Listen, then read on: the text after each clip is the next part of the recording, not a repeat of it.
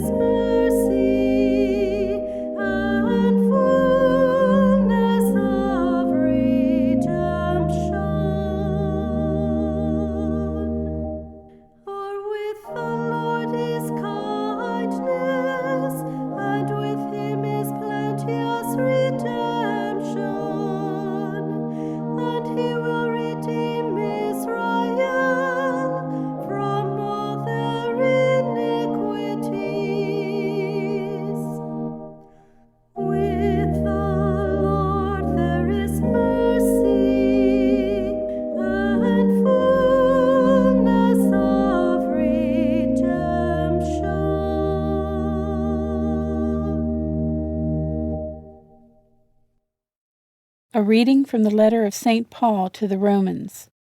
Brothers and sisters, those who are in the flesh cannot please God. But you are not in the flesh. On the contrary, you are in the Spirit, if only the Spirit of God dwells in you. Whoever does not have the Spirit of Christ does not belong to him. But if Christ is in you, although the body is dead because of sin, the Spirit is alive because of righteousness. If the Spirit of the one who raised Jesus from the dead dwells in you, the one who raised Christ from the dead will give life to your mortal bodies also, through his Spirit dwelling in you. The word of the Lord. A reading from the Holy Gospel according to John. Now a man was ill, Lazarus from Bethany, the village of Mary and her sister Martha. Mary was the one who had anointed the Lord with perfumed oil and dried his feet with her hair. It was her brother Lazarus who was ill. So the sisters sent word to him, saying, "Master, the one you love is ill." When Jesus heard this, he said, "This illness is not to end in death, but is for the glory of God, that the Son of God may be glorified through it." Now Jesus loved Martha and her sister and Lazarus. So when he heard that he was ill, he remained for 2 days in the place where he was. Then after this he said to his disciples, "Let us go back to Judea." The disciples said to him, "Rabbi, the Jews were just trying to stone you, and you want to go back there?" Jesus answered, "Are there not 12 hours in a day? If one walks during the day, he does not stumble, because he sees the light of this world. But if one walks at night, he stumbles, because the light is not in him." He said this, and then told them, "Our friend Lazarus is asleep, but I am going to awaken him." So the disciples said to him, "Master, if he is asleep, he will be saved." But Jesus was talking about his death, while they thought that he meant ordinary sleep. So then Jesus said to them clearly, "Lazarus has died. And I am glad for you that I was not there, that you may believe. Let us go to him." So Thomas, called Didymus, said to his fellow disciples, "Let us also go to die with him." When Jesus arrived, he found that Lazarus had already been in the tomb for 4 days. Now Bethany was near Jerusalem, only about 2 miles away, and many of the Jews had come to Martha and Mary to comfort them about their brother. When Martha heard that Jesus was coming, she went to meet him, but Mary sat at home. Martha said to Jesus, "Lord, if you had been here, my brother would not have died. But even now I know that whatever you ask of God, God will give you." Jesus said to her, "Your brother will rise." Martha said to him, "I know he will rise in the resurrection on the last day." Jesus told her, "I am the resurrection and the life. Whoever believes in me, even if he dies, will live. And everyone who lives and believes in me will never die." Do you believe this? She said to him, "Yes, Lord. I have come to believe that you are the Christ, the Son of God, the one who is coming into the world." When she had said this, she went and called her sister Mary secretly, saying, "The teacher is here and is asking for you."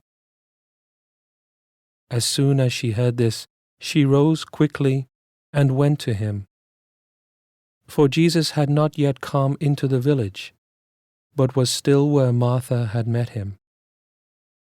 So when the Jews who were with her in the house comforting her saw Mary get up quickly and go out, they followed her, presuming that she was going to the tomb to weep there. When Mary came to where Jesus was and saw him, she fell at his feet and said to him, "Lord, if you had been here, my brother would not have died." When Jesus saw her weeping, and the Jews who had come with her weeping, he became perturbed and deeply troubled and said, "Where have you laid him?" They said to him, "Sir, come and see." And Jesus wept.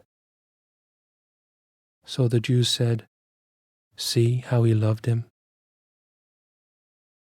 But some of them said, "Could not the one who opened the eyes of the blind man have done something so that this man would not have died?" So Jesus, perturbed again, came to the tomb. It was a cave, and a stone lay across it. Jesus said, "Take away the stone." Martha, the dead man's sister, said to him, "Lord, by now there will be a stench. He has been dead for 4 days." Jesus said to her, "Did I not tell you that if you believe, you will see the glory of God?" So they took away the stone, and Jesus raised his eyes and said, "Father, I thank you for hearing me. I know that you always hear me, but because of the crowd here I have said this, that they may believe that you sent me." And when he had said this, he cried out in a loud voice, "Lazarus, come out." The dead man came out, tied hand and foot with burial bands, and his face was wrapped in a cloth. So Jesus said to them, "Untie him and let him go."